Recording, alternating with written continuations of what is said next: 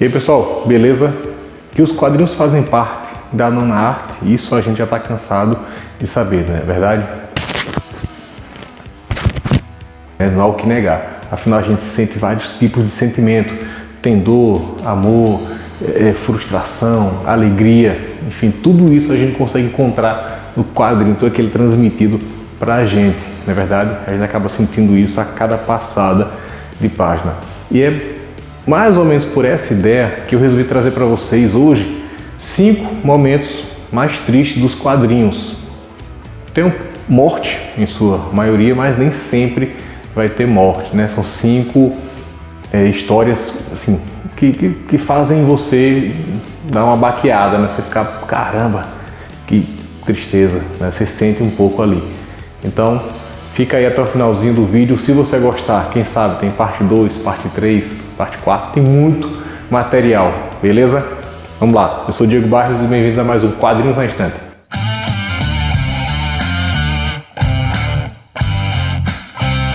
Pessoal, antes de começar realmente a falar sobre esse vídeo, eu quero agradecer aos 60 inscritos, aos 60 inscritos do canal, beleza? Agradeço demais a vocês.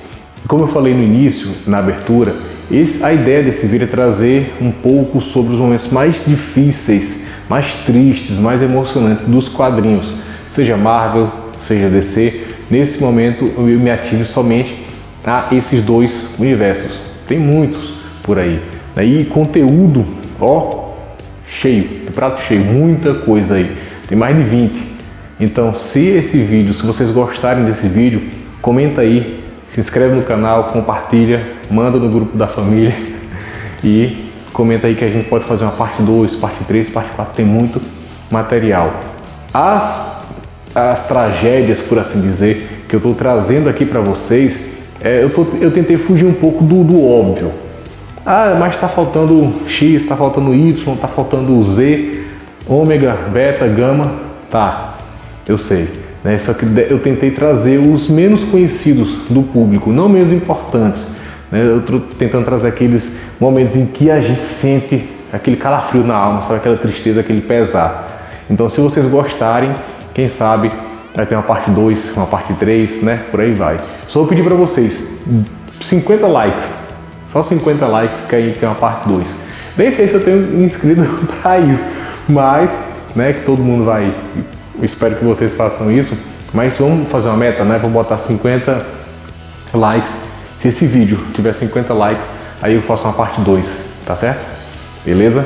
Bom, então vamos lá. O primeiro momento, a primeira história triste que eu vou trazer até vocês, ela já foi publicada aqui no Brasil em 2013, na revista Corporação Batman, de número 4, e depois saiu em 2015 no encadernado também no Batman Deluxe, se eu não me engano, né, Corporação Batman, né? Então vocês já devem estar mais ou menos sabendo de quem é que eu vou falar. A morte de Damian Wayne. Ali foi uma morte muito trágica, né, pelas mãos do Erecto, né, que já se sabe, né, foi sabido na época que era um clone seu, né, mais velho, né, por assim dizer, já adulto, pelo menos o corpo de adulto, né? O Damian Wayne, para quem não sabe, por acaso chegou aqui agora, é o filho do Batman com a Talia al Ghul, né, filho do arqui-inimigo do Batman. Bom, então, que essa cena foi triste, sim, foi muito triste, muito impactante. Você vê a cena em si, da morte do Damian, né, foi algo assim que você, caramba, desenharam isso. E realmente ele tinha o que, 13 anos na época, e impactou bastante. Aquela cena do Batman segurando o seu filho e por vários momentos durante a trama você sentiu o desespero e a angústia do Batman, ali foi bem comovente. Mas eu acho, para mim, o que impactou mais, o que frisou realmente ali, que era uma vida perdida, né, por se tratar principalmente de uma criança, foi quando Alfred segurou o Damian no seu colo, né? Aquilo ali, cara, eu acho que, pelo menos pra mim, fez o coração dar uma parada, deu uma baqueada legal. Os olhos começam a encher de lágrimas ali, que foi uma cena bem triste, né? enfatizou mais ainda a morte do Damian, até porque ele se culpa, o Alfred se culpou bastante pela morte do garoto. Então você segurando a criança, justamente mostra que ele, apesar de tudo, era uma criança, né? Então, pra mim, cara, aquilo ali chocou bastante. Eu achei um momento muito triste. Realmente foi um momento muito marcante na trajetória do Batman. E tem tantos outros, né? A gente sabe que tem bem mais momentos também, mas esse foi um daqueles que você olha assim, caramba, bateu, né? Bateu no coração, veio no peito. E a segunda história que eu vou trazer para vocês é quando o Fog Nelson, né, o amigo hilário do Demolidor, do Matt Murdock, ele descobre que tem câncer. Essa história ela foi publicada aqui no Brasil em Demolidor segunda série, número 4. A história é basicamente o seguinte: o Matt ele já vem avisando para o Fog para ele dar uma melhorada no estilo de vida dele, né? Fazendo exercício, deixar de comer besteira, aquela coisa toda.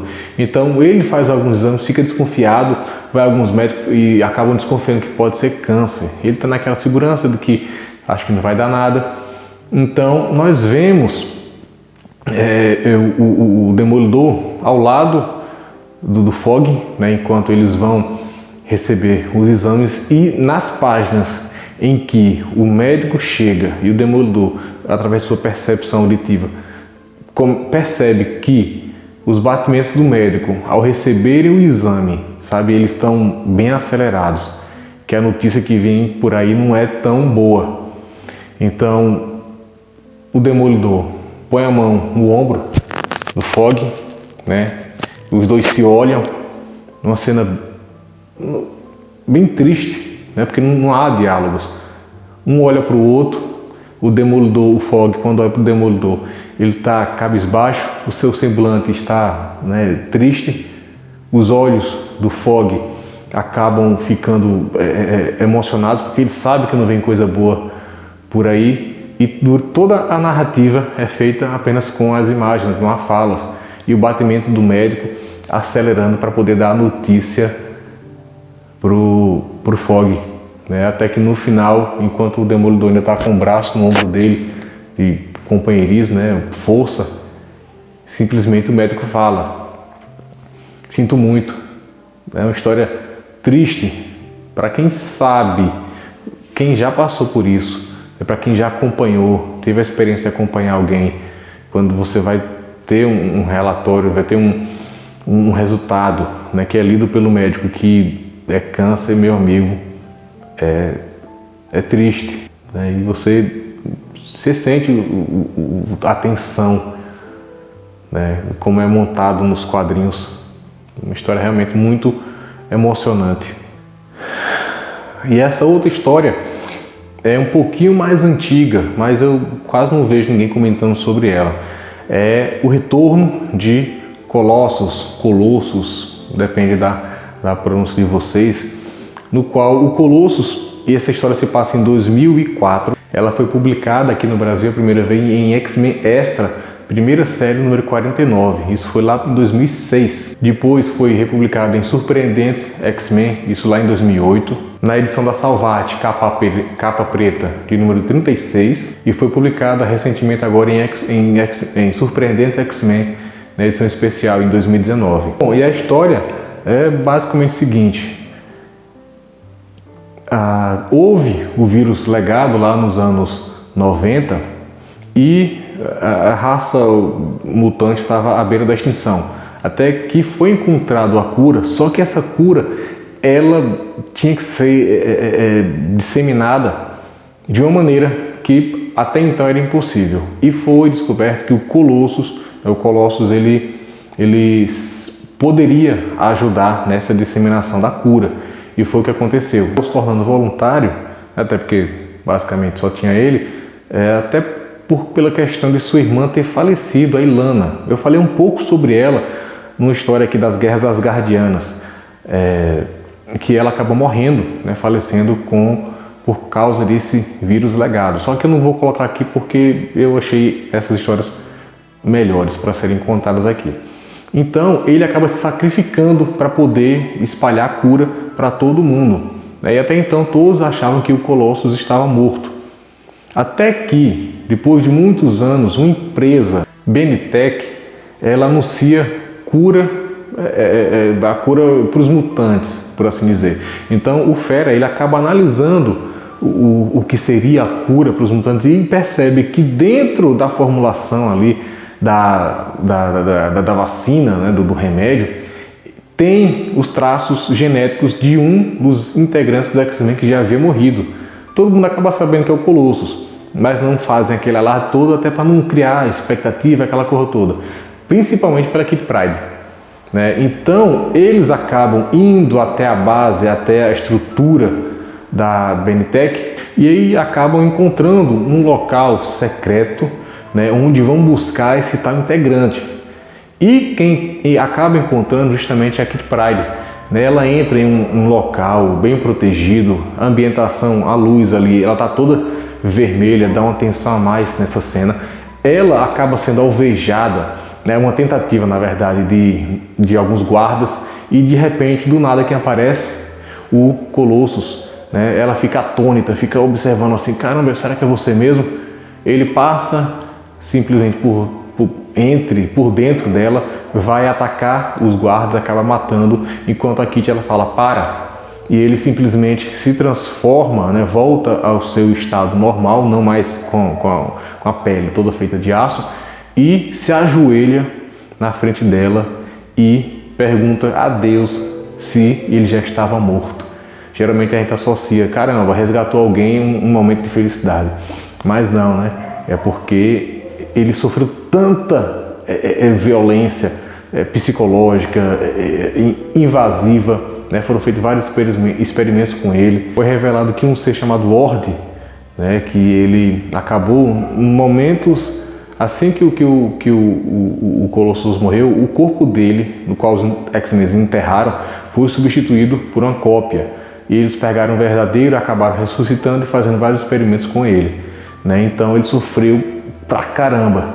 E esse momento em que ele se ajoelha, sabe, na frente da Kitty Pryde e a abraça, achando que ele está morto, né? Você sente assim, tá agradecido, será que eu estou morto? Meu Deus, sabe, é forte. É uma cena forte, que é emocionante, para dizer o mínimo.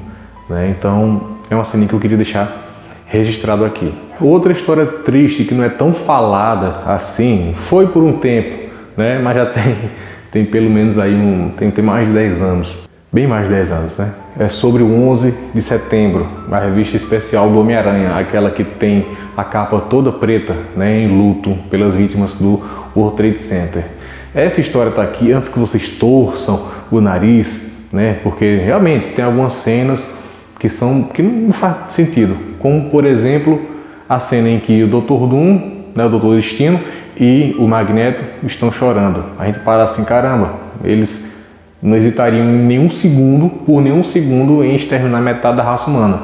Estavam ali embasbacados, sabe, consternado não, mas estavam ali tristes, né, de luto pelas vítimas do World Trade Center.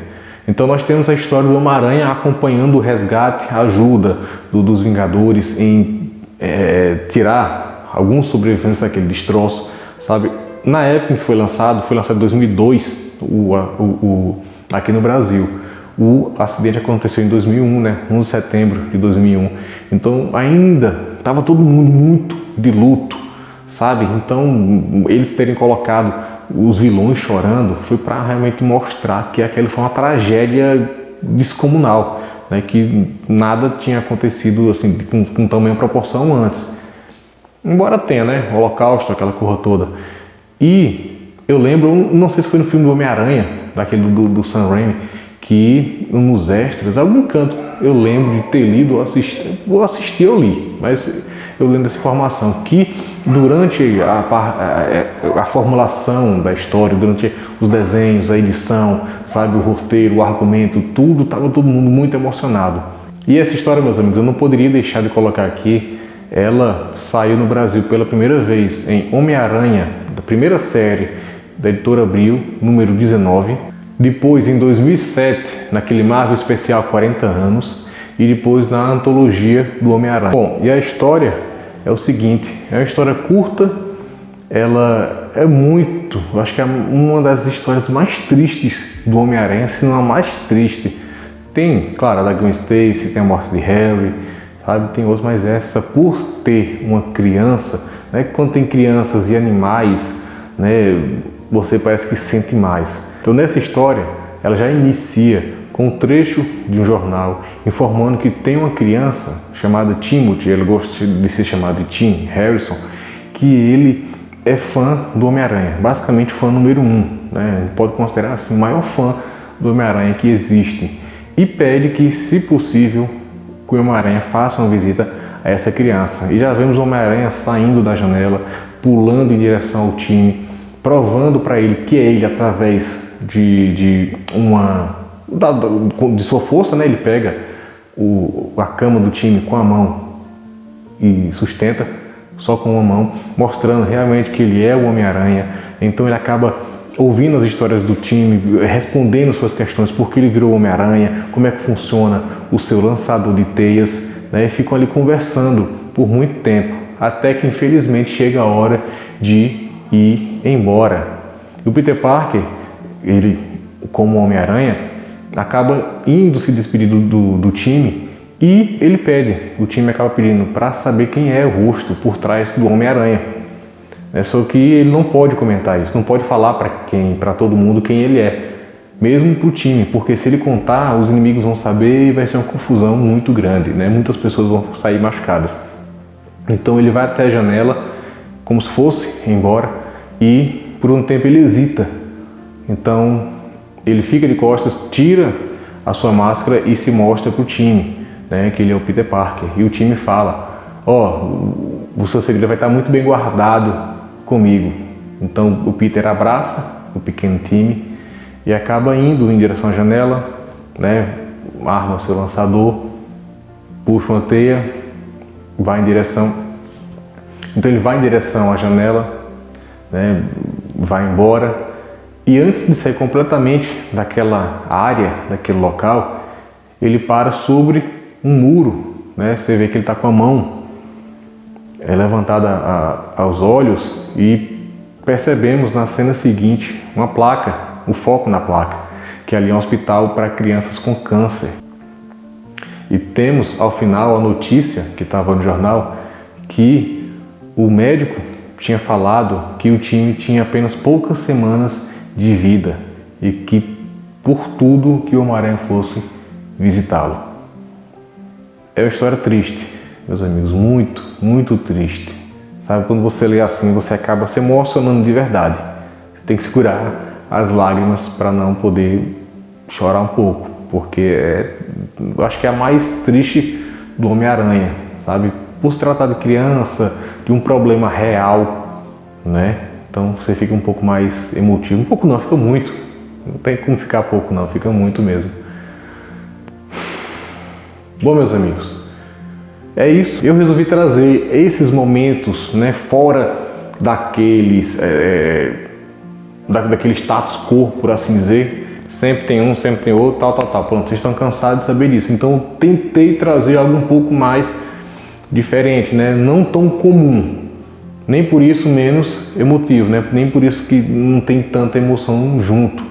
Então, se vocês gostaram, comenta aqui embaixo, né? Compartilha, curte, comenta, ativa as notificações para receber todos os nossos vídeos. Por enquanto eu só consigo fazer um vídeo por semana, mas quem sabe a gente não consegue melhorar isso, né? Se vocês quiserem, né? Se chegar nos 50 likes aqui, eu faço uma parte 2, que tem muita coisa, tem muita história legal, tanto Marvel quanto DC. Tem outras histórias por fora também aí. Então, se vocês gostarem, dá um trabalho danado pra gente pesquisar. Dá uma força pra gente aqui, beleza? Então, valeu!